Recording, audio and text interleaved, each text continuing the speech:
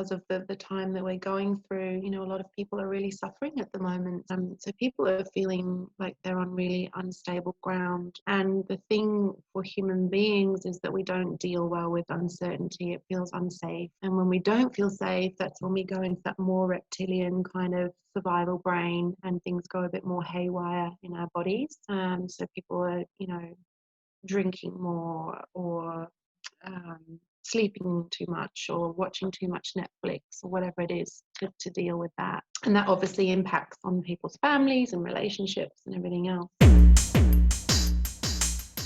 It is that you can't really avoid your feelings. You just can't. That's a reality, no matter who you are. We experience pain for a reason. It's very much how they deal with them, whether they're allowing it to control their lives in a way that is maladaptive and dysfunctional, or whether they you know, able to grasp the skills to learn coping mechanisms to deal with those really difficult ones.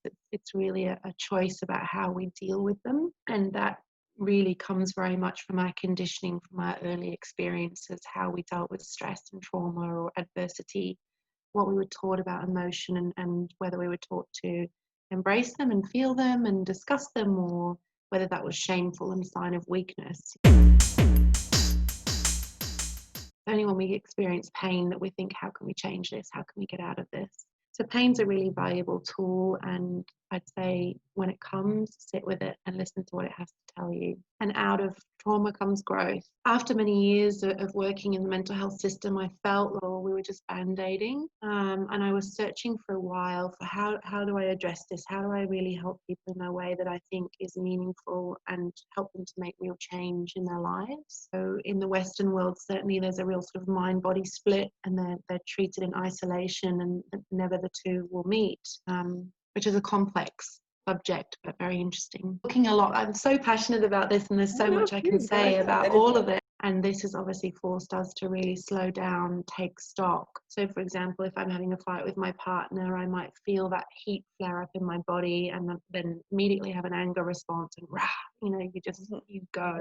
We all do it, we're human. I think the real skill is, as I say, learning to stay in your own lane, and I guess acknowledge that feeling that you're experiencing in response to somebody else, witness it, and take a few moments to think about how you really want to respond, and then we're much more able to, I guess, walk shoulder to shoulder with that person, sort of being enmeshed, and travel, you know, separately in our own lane. And it's so great to be more in control of your own emotion than being reactive. These are things that make a huge difference. And once you've experienced it, you're like, whoa, how are we not all doing this, you know? Hi, Rechelle, how are you? Hi, Charlotte. I'm well, thank you. How are you? I'm very good. So I'm here in New Delhi, India. Where are you? I am in Sydney, in Australia. It's nighttime here. Well, that's why it's a little bit dark. Wow. And we're in the middle of this wonderful thing called coronavirus, which is why we are where we are at the moment. So thank you so much for being here with me. I'm really excited to have you. I've been following your journey for quite a bit, and I'm very impressed and very inspired by everything that you're doing. And I think that's something that's really needed at the moment. So you've been in India for quite a while, and now, of course, you're in Sydney. But I think that this sort of cross-cultural experience is very interesting, and I'd like to sort of talk about all these things during this little chat. But the first thing is, maybe you can tell us a little bit about yourself and about your journey. I've been in mental health for many years. Basically, I started the journey as a social worker. I studied law first of all, and then didn't want to be a lawyer, and went back and studied social work. And from there, I went into forensic mental health, which is like a combination of the criminal justice system and mental health. And just, it developed from there, I guess, over the years. I've done work with perinatal women, which is pregnant and postnatal women who are experiencing mental health issues. child and adolescent people, adults in the community with chronic illnesses like schizophrenia. And then obviously my most recent years have been a combination of private practice and also crisis work. So here in Australia, we have something called a crisis team, and that team is like a first responder kind of team. So a family or workplace or someone in the community will call with concerns about a person's behaviour, or someone usually might be suicidal or something like that. And our team then goes to assess them and determines what sort of care they might need and how we can support them. So at the moment, being back in Australia, that's the work that I'm doing. I'm doing some crisis team stuff for our health service here in Sydney, along with an ever flourishing and growing private practice. Obviously, because of the time that we're going through, you know, a lot of people are really suffering at the moment. So in an industry like mine, we're really seeing things grow exponentially because of what's happening. Can you tell us a little bit more about your practice? So my practice is called Emerge Holistic Psychotherapy, Counselling and Life Coaching, which encompasses, you know, all of my kind of skills, I guess, because I also studied life coaching as well as psychotherapy and social work.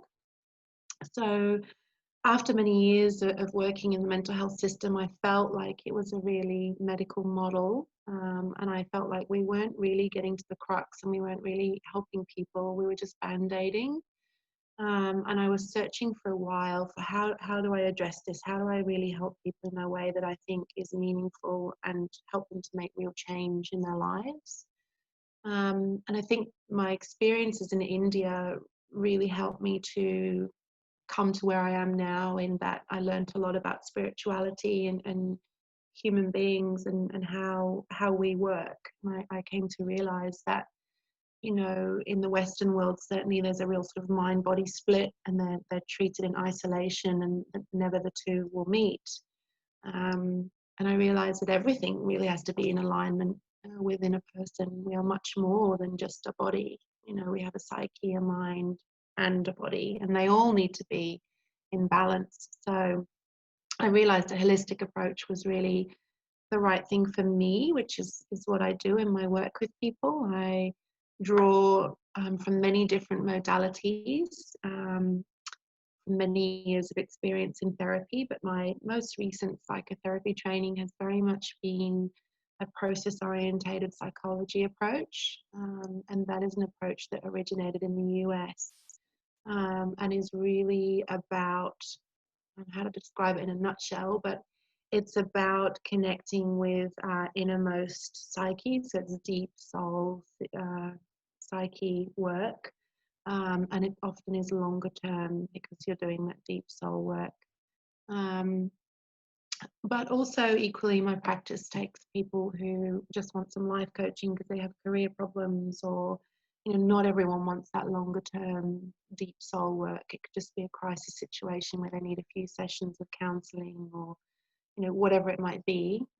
But I have that nice sort of rounded approach, and not everyone wants that longer term deep soul work. It could just be a crisis situation where they're in a toolbox with lots of different modalities that I can draw from, with work with people across all different stages and ages of life, having experienced that. So, and as you say, cross-culturally as well. Having lived in India, I have a number of Indian clients that I work with online. And also in the US, strangely, some of Indian origin. There's a lady that I collaborate with in the US who's also a therapist, and we work together. She's also lived in India for many years. So yeah, it's working out beautifully. Yeah, really enjoying private practice and growing it in a way that's meaningful to me. Wow, well done. That's really amazing. And so, you know, coming from your background in mental health, but also in this holistic approach, what comes to mind when I say emotions for you? Mm-hmm. Emotions. Okay. Well, I guess, you know, it's many different things, but emotions are basically feelings, anger, sorrow, joy, whatever it might be. And they're all part of a spectrum. Feelings are feelings. We feel them no matter what.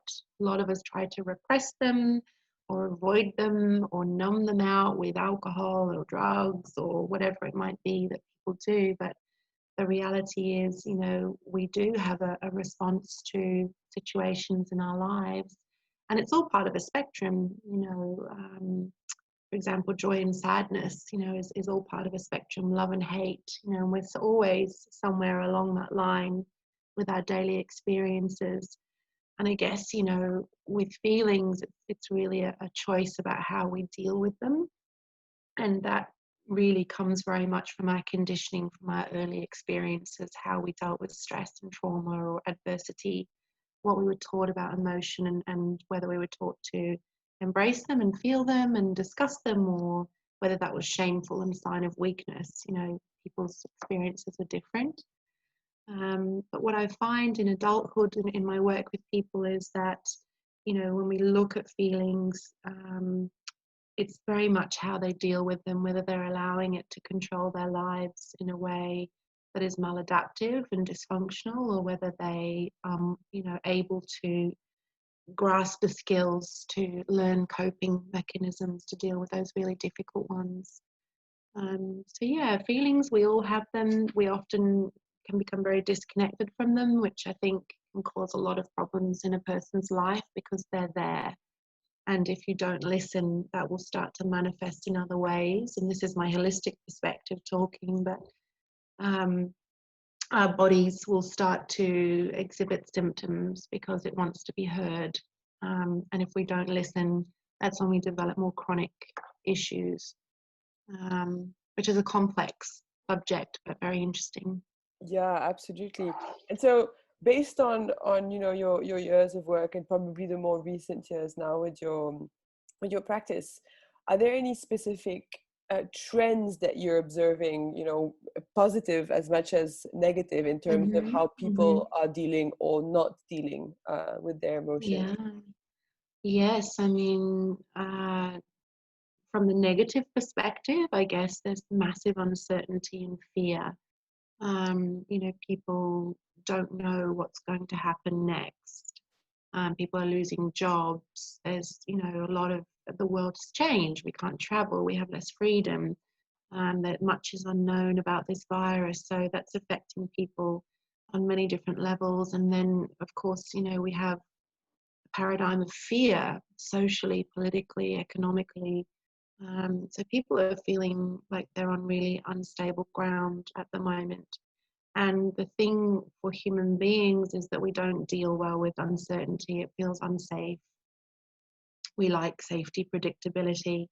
And when we don't feel safe, that's when we go into that more reptilian kind of survival brain and things go a bit more haywire in our bodies. So yeah, seeing much more of that at the moment. And there's probably, because of the world circumstances, less adaptive kind of strategies for dealing with that. People are spending lots more time at home. So people are, drinking more, or sleeping too much, or watching too much Netflix, or whatever it is to deal with that. So see a lot of that at the moment. And that obviously impacts on people's families and relationships and everything else. But in the positive, I'm also seeing a lot more people who want to do the inner work. This kind of slowing down life is allowing people time and space, I think, to get some perspective, to slow down, to really think about their experience, because human beings have just been so fast paced for so long now, and it was just getting worse and worse. And this has obviously forced us to really slow down, take stock. And I think, it's so lovely from my perspective to see people coming wanting to really reconnect with self, and have that inner journey and find out more about who they are and how things work, and and being curious about that, which is great. So yeah. pluses and minuses. Yeah. And so what would you say are the biggest mistakes, the most common mistakes that people make when trying to deal with their emotions?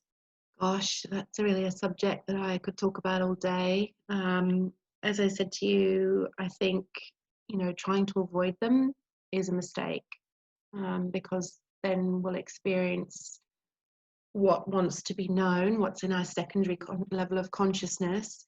That'll cause disturbances for us until we start listening. And people develop addictions and all kinds of avoidance strategies, things like that, to avoid dealing with the past, trauma, whatever, they're feeling. So that's one thing. The other thing I think is we have this tendency as human beings and in relationship and being social creatures to merge with others. So instead of, when someone is having a reaction or displaying some sort of emotion in the negative sense, we'll tend to involve ourselves with that and then merge with it instead of staying in our own lane. And then that then means that we respond in a way that we might not necessarily have wanted to. So, for example, if I'm having a fight with my partner, I might feel that heat flare up in my body and then immediately have an anger response and rah, you go. We all do it. We're human. But I think the real skill is, as I say, learning to stay in your own lane and I guess acknowledge that feeling that you're experiencing in response to somebody else, witness it, and take a few moments to think about how you really want to respond. And then we're much more able to, I guess, walk shoulder to shoulder with that person instead of being enmeshed and travel, separately in our own lane.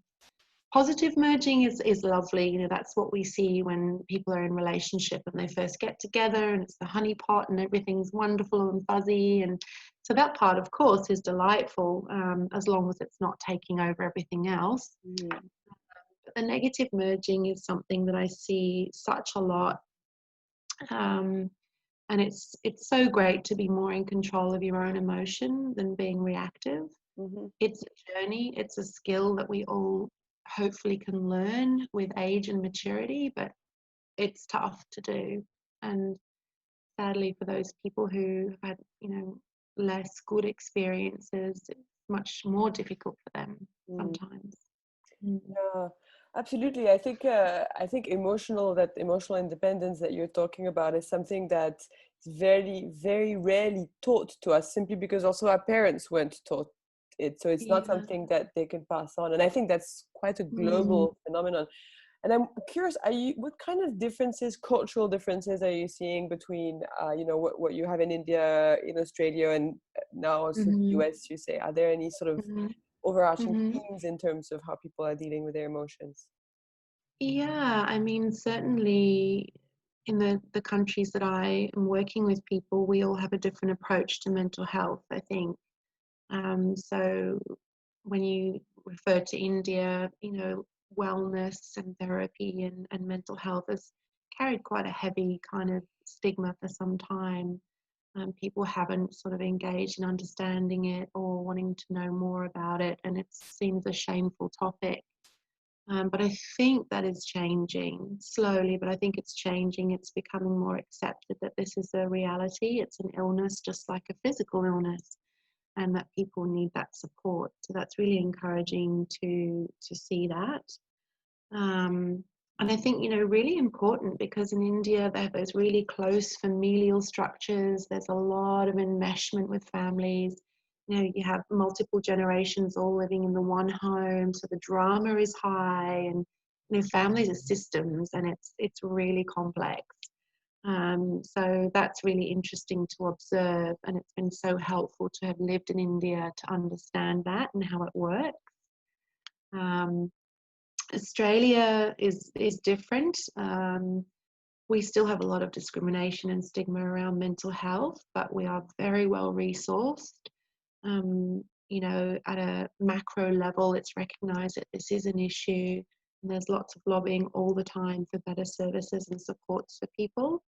And actually, I often feel like people here don't realize how lucky they are in terms of what's available to them if they do become unwell. Because going to a psychologist or a social worker or a psychotherapist is quite a normal thing and very accessible here, Mm. whereas it isn't necessarily in other places. It's slightly different in terms of Australians have more nuclear family structures, so there's less enmeshment. So in that sense, culturally, it's quite different. But they have, I guess, stronger boundaries around relationship and family structure, which is, sometimes a good thing, but sometimes not. But yeah, and the US again is a completely different ballpark. They really value therapy. The stereotype is true. They are prepared to spend money on it and invest in it, and they understand the importance of it. So that's really encouraging to see and experience. And I think, politics aside and everything else that might be happening, they do have a good approach to those sorts of things and self-development and wellness and stuff, which is really great to see. The UK, which is where I hail from originally, I haven't lived there for many years, but my understanding is that it's much the same, that people value therapy more. But I think more generally worldwide, we still have quite a lot of work to do in increasing awareness and acceptance of mental illness. Yeah. It doesn't discriminate, I think it's that there. that crisis unit system you talked about in Australia, where family members can call, it's a government service, right? They can call. It is, Mm, yeah. So that's incredible. every city, it's like an ambulance service for people with mental health issues, essentially. Um, Amazing. and it's designed to, I guess, be the least restrictive model of care possible, Mm. because in times past people were in asylums and locked away, and now it's very much about people's rights and how to respect those and treat them, in a dignified manner, because often these people lose touch with reality, and that's so, with a psychotic illness, it's so misunderstood, and there's a lot of judgment around that. um, so it's really good that those systems are in place, I must Yes, say. it's excellent. But you also see some, sorry, Charlotte, I'm talking a lot. I'm so passionate about this, and there's No, so no, much I can please go say ahead. about That is all of that's it. fascinating. But what I would say, which is so nice in India, is that whilst those treatment options aren't there, the family support and acceptance internally within the family structure is much higher. Mm. They may have certain beliefs or whatever, but they will support that person and care for them no matter what's happening. Whereas here in Australia, if someone has a severe and chronic mental illness, often families will turn their backs on them. That's a very contentious thing to say, but because of some of their behaviours and the things that happen, there's much less willingness to tolerate that. So people find themselves often very isolated when they have these chronic mental illnesses, and that's really sad to Mm. witness. Yeah, no, Mm. that is very true. To have the family support is very important. And so within families, are you also seeing sort of important gender responses to emotions? Well, I think people generally, in terms of those that seek therapy, if I was to make a broad generalization, it's more often women. Women, I don't want to get shot for this, but women generally, I think, are more in touch with emotion. We have, a higher vulnerability. We have hormonal influences. Mm. We tend to be more nurturing, more likely to want to discuss how we feel. It's not always true. Of course, there are men who, want to do that too, but generally speaking, women tend to be the ones that will come. And I think that some of the issues that women face sometimes too can be incredibly difficult. Here in Australia, domestic violence, for example, is an endemic issue and very challenging for women, and that imbalance of power and Mm. rank and privilege and all of those things. Men, on the other hand, I find more closed. The gender norms around being male, I guess, are they have a tendency to hide emotion. It's seen as weakness, and they'll bottle things up much more. It doesn't mean that they're not experiencing them, because they are human. And of course they're experiencing it, but that's why we see greater incidents of violence and anger and those kind of things in men. And also in terms of, people unfortunately taking their own lives, generally men will do that more commonly because, they just have less of a tendency to seek help. So, yeah, and men don't like to cry a lot of the time, but it's a natural response to a difficult situation. It's a release. Um, it's a very natural thing to do. So, yeah, I think gender norms certainly play a big part in that. Mm. Are you seeing? In Australia, for example, is the government doing things to encourage men to seek help? Are there ways that we can kind of change this concept and make it more okay for men to also get the help that they might require? Yeah, I mean, there are a lot of campaigns around that, and we have a huge focus on men's mental health.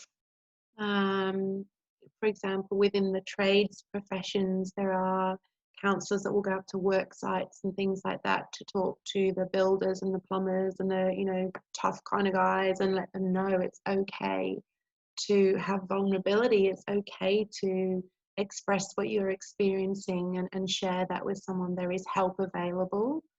Um, so there is certainly a lot of work around that and trying to infiltrate that message. And I think in schools as well, there's a lot of work being done these days to let young people know that they can reach out to someone, and we'll have like counsellors within the school system for kids to go and talk to. And there's more, I guess, lobbying to get them to accept this as a normal part of life, and you can get help, that you don't have to suppress it, because Mhm. that's when the issues come, is when we ignore what we're feeling. Yeah, absolutely. Wow. Yeah. And so if you had to Yeah. give, I mean, I know you can't fix these things overnight, but if Mm-hmm. you could give three ways that could help anyone who is Mm-hmm. struggling with any emotion, what would you say? Oh gosh, there's a million things I think you could say about that. I think one of the most important things to, I guess, express is that pain is an internal system. We experience pain for a reason. We will do anything to avoid it as human beings, not just physically, mentally, and emotionally. We'll do anything to avoid pain, and it's like the worst thing in the world, when we experience some sort of adversity.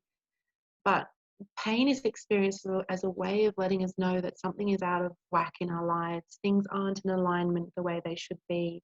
And there's a part of you that wants you to really lean into that experience, to feel it, to listen to what it wants you to know, and to make the changes necessary. Sometimes that takes time. You have to really lean into it, sit with pain, and the seeds of change really come from sitting in that void. When we're comfortable and things ticking along really well, we don't think of changing our lives in any way. We don't need to. It's only when we experience pain that we think, how can we change this? How can we get out of this? So pain's a really valuable tool, and I'd say when it comes, sit with it and listen to what it has to tell you. The second thing, which I think we've spoken about a fair bit, is that you can't really avoid your feelings. You just can't. That's a reality, no matter who you are. You need to learn to live with them, accept them, observe them, acknowledge them, and to bring compassion to them.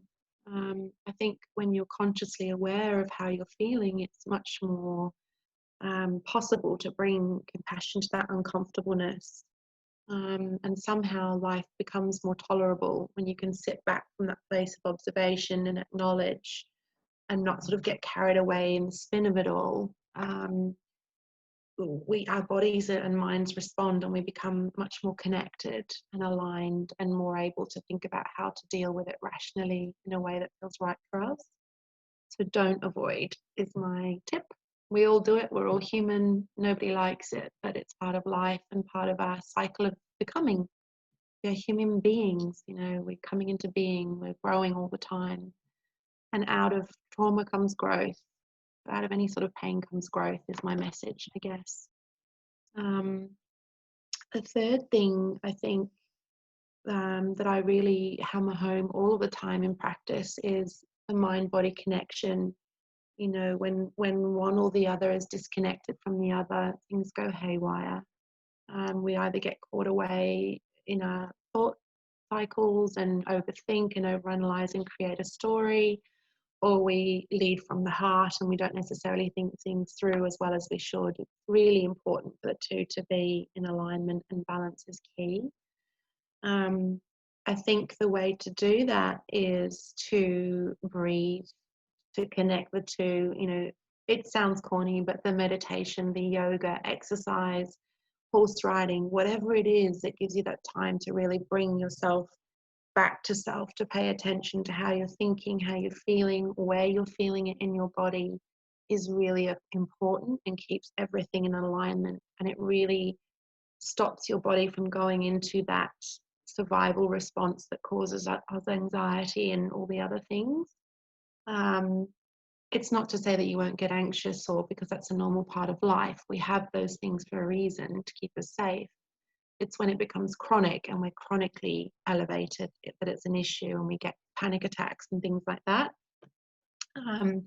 If you can learn to recognize those signs and symptoms in your body and what might have triggered that, and how you then, calm things down and soothe your nervous system, your life becomes a lot more comfortable and pleasurable. Emotional regulation and distress tolerance are, crucial skills for life, because, this life is difficult. It's beautiful, but it's also difficult. We hit many speed bumps and we need to know how to deal with them in a functional way. And I think once you can master that, it's the key to well-being and success in your relationships. When you're happy and you're coming from a place of wholeness, that's when you attract other beautiful things into your life. So, yeah, I guess they're my tips.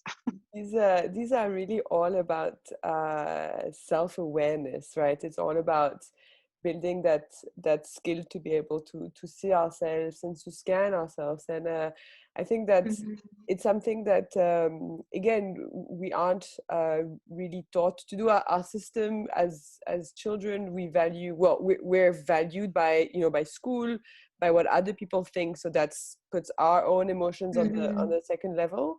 And also we're sort of focusing around pleasing other people. So all our childhoods, we never learned any of this, and then we bring everything from our childhood into our adulthood. And I think that that's why the work, the job of coach, of healer, all these things are becoming more and more prominent, because these are things that make a huge difference. And once you've experienced it, you're like, whoa, how are we not all doing this? How how do I have to be It's an so adult to learn true. this? Yeah. I mean, the more I've learned about this over the years, the more I think it's so simple. How did I not get this before? All these years that this thing has bothered me, or whatever you do literally think it's not that hard. It's all about coming back to self and But really listening to who you are. I think it is actually extremely hard insofar as it goes against everything that we've been taught.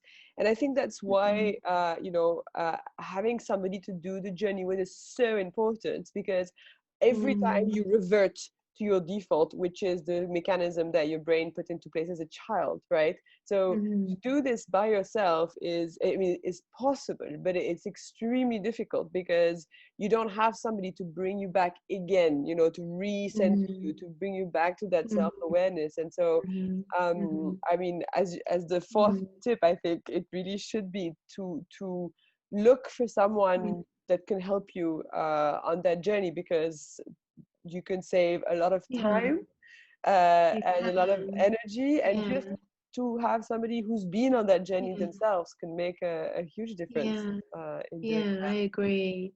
I mean, as someone who works in the field, I always say to people, I can't do the healing for you, but I can walk the path with you shoulder to shoulder, and I can, guide you along the way, and we'll see what comes up, and we'll unpack it together. And I think that's, really important thing in terms of therapy in this work as well, is that this is your journey. You have all the answers within. You just need that support along the way, and that person needs to have those skills to be able to do that in a way that is safe, creates a safe space and a safe container, because it's a difficult journey at times, but Absolutely. also a joyful one too. And so you Hmm. do online sessions. You're available Yeah, online. yeah, because of the COVID situation at the moment, I'm pretty much restricted to working on online platforms. So I use a lot of Zoom, WhatsApp, That's good. those kind Then of it means things. everybody can Yeah, access you. yeah, yeah. So that's been nice. My preference would always be to meet someone in person, because I get really creative in my work, and we use art and movement and lots of different modalities when I'm working with someone, depending on what comes up for them. But at the moment, we're doing what we can. So yeah, and I hope to get back to India at some stage. I hope so too. Yeah, So how do people yeah. find you? What's your website? How can they follow you on social Okay. media? Yeah, so I have a website which is www.emergecouncil-coach.com. It's a mouthful, I know. And an Instagram page which is Emerge Council Coach. Um, they're probably the easiest two ways. I have a WhatsApp number, but I guess anyone watching this who's interested could DM either yourself or myself, and reach out and let me know they'd like to work with me or ask any questions. I generally offer people like a free kind of conversation initially to see if it feels like a good fit for them, and then we plan the first session if they want to go ahead. So yeah, Great. yeah, Well, thank you so much, Rechelle. I thank you so much for all your input and your advice. And I hope to see you soon in person when you yeah. come here. Thank you so much for asking me. I was absolutely delighted to be invited, and I can't wait to come over to your place and do some writing with you. Yeah. Absolutely.